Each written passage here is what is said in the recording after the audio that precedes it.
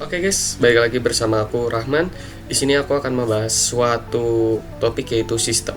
Dimana teman-teman pasti sistem udah tahu dan pernah mendengar bagaimana sistem ini bekerja. Tapi teman-teman pernah kepikiran nggak jika teman-teman lah yang membuat sistem itu dan teman-teman lah yang punya kuasa atas sistem itu sendiri. Teman-teman juga pernah kan mendengar ada orang berkomentar bahwa wah sistem ini jelek, sistem ini jelek, sistem ini jelek. Nah, bagaimana jika suatu sistem itu dibuat di dalam internal kita, yaitu di dalam diri kita? Ya, kalian pernah kan ngerasa kayak semangat banget di awal gitu, tapi tiba-tiba hilang gitu semangatnya. Kayak mau olahraga, mau belajar bahasa, mau bangun habit baru, awalnya rajin, tapi ujung-ujungnya berhenti juga. Nah, itu masalahnya bukan di semangat itu pasti naik dan turun. Nah, masalahnya tuh ada di sistem kalian. Bagaimana sistem kalian itu disusun, bagaimana kalian menjalani hidup itu dengan teratur dan terstruktur gitu. Jadi hari ini gue bakal jelasin kenapa sistem itu jauh lebih penting daripada semangat yang kalian punya gitu. Dan ada 5 hal utama yang harus kalian bangun gitu kalau mau bikin sistem ini menjadi benar-benar jalan dan bagus gitu. Yang pertama adalah tujuan harus jelas dan realistis. Ketika kalian punya tujuan jelas dan realistis, maka kalian akan bisa membuat plan yang sangat baik gitu. Nah, banyak orang yang bikin sistem tapi nggak tahu mau kemana. Dia bikin sistem aja, tapi dia nggak tahu mau sistem itu diapain gitu. Nah, misalnya mau belajar bahasa asing, kalau kamu cuma pengen bilang, aduh pengen jago bahasa Inggris, itu terlalu jauh gitu, atau terlalu ya mungkin agak jauh gitu. Kalau misalkan kalian levelnya dari pemula. Nah, kalau misalnya kalian pengen misal bikin jadwalnya gini, aku pengen bisa ngobrol bahasa Inggris 5 menit aja. Nah, tanpa berhenti dalam 3 bulan. Nah, itu realistis karena itu masih skala mikro, atau maksudnya kalian menentukan target-target yang kecil, karena biasanya kalau target yang besar itu cenderung memberatkan kalian. Jadi habit-habit ini tuh jangan sampai memberatkan kalian, karena habit itu tujuannya untuk membuat kalian itu terhibur, dan itulah tempat kalian melepaskan penat kalian, karena di situ kalian bisa melepaskan semua hobi kalian menjadi habit kalian. Nah, sistem yang bagus itu selalu dimulai dari tujuan yang konkret pula gitu. Terus segmen yang kedua itu adalah breakdown jadi langkah kecil. Tadi udah dibahas ya. Jadi pecahin tujuan jadi langkah-langkah kecil. Jangan langsung ngegas 1 jam belajar setiap hari. Lebih baik mulai dari 5 menit. Kenapa? Karena otak kita lebih gampang menerima hal kecil yang konsisten daripada effort gede tapi cuma sesekali aja gitu. Nah, itu juga penelitiannya dari Stanford University nunjukin bahwa kebiasaan kecil lebih sustain kalau dimulai dari hal yang mikro. Jadi daripada push up 100 kali, mending coba 5 kali dulu aja. Konsisten sama dengan lebih besar dari intensitas. Dan aku pernah dengar juga penelitian dari senior aku sih di Bekasi. Ada metode, nanti teman-teman bisa komen di kolom komentar gitu.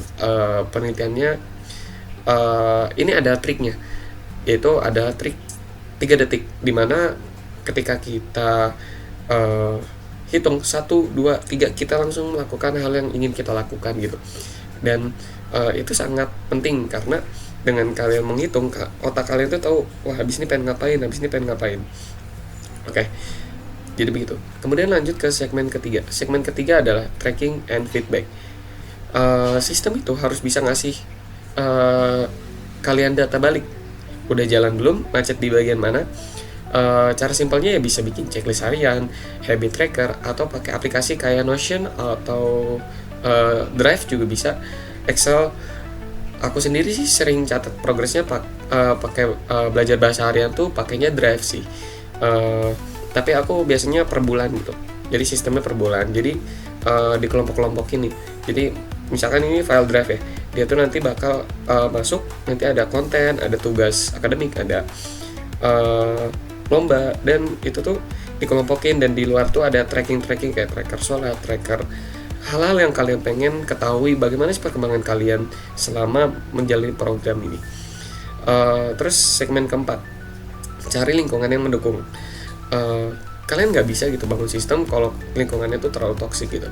Kalian mau rajin baca, ya udah taruh bukunya di meja tapi bukan di lemari gitu. Kalian mau workout atau mau latihan gitu, kayak wah latihan gitu kan, ya udah kalian taruh sepatu kalian di depan pintu biar besok pagi tuh kalian tinggal berangkat aja, nggak usah pusing-pusing gitu.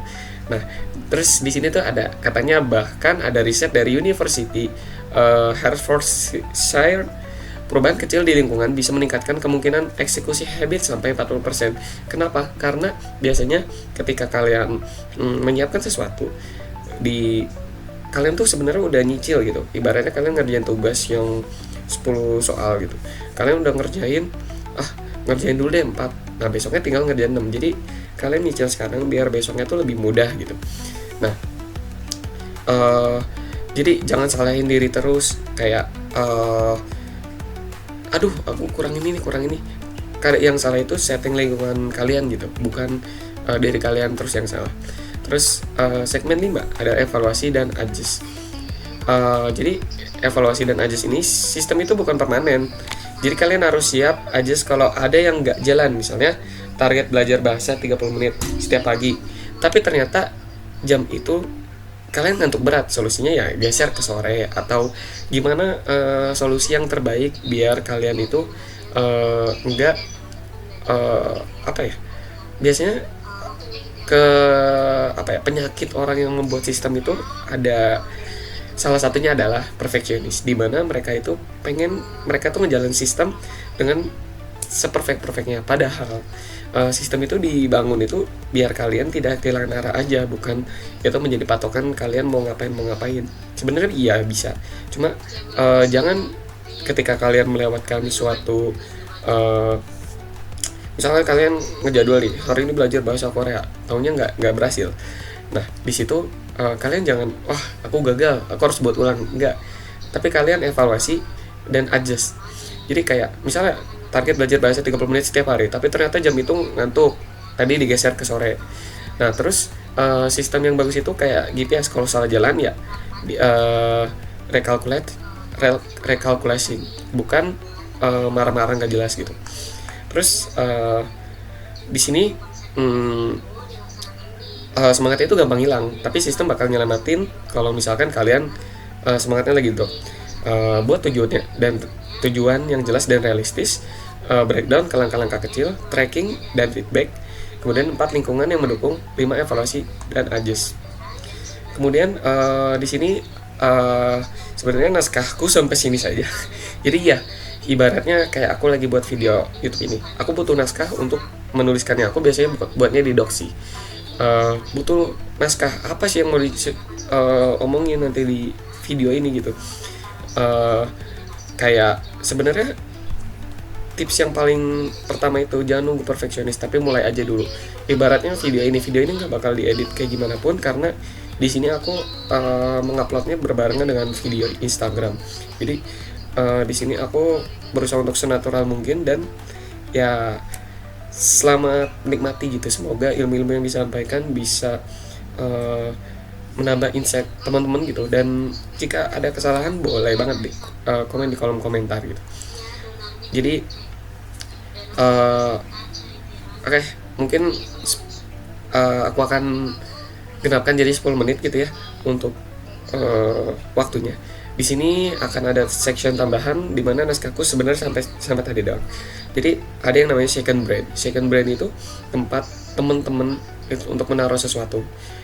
Sebenarnya teman-teman banyak yang ngejelasin materi tentang second brain ini, kayak Kevin Anggara, mau di Ayunda, Xaviera apa mau di Ayunda gitu lupa. Xaviera.